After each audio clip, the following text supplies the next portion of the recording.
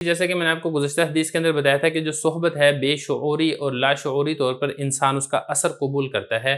گزشتہ حدیث کے اندر برے لوگوں کی صحبت سے بچنے کا حکم دیا جا رہا تھا، اس حدیث کے اندر نیک لوگوں کی صحبت اختیار کرنے کا حکم دیا جا رہا ہے۔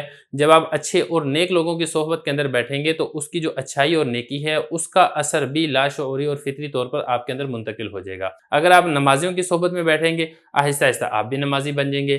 اسی طریقے سے اگر آپ علماء کی صحبت کے اندر بیٹھیں گے تو دین کا جو صحیح علم ہے وہ آپ کو حاصل ہو جائے گا، اور آپ کی جو دینی مسائل سے جو واقفیت ہے وہ آہستہ آہستہ بڑھتی چلی جائے گی۔ یہ اسی طریقے سے آپ اہل اللہ اور مشائخ کی صحبت کے اندر بیٹھیں گے تو آپ اللہ تعالیٰ کے قریب ہو جائیں گے۔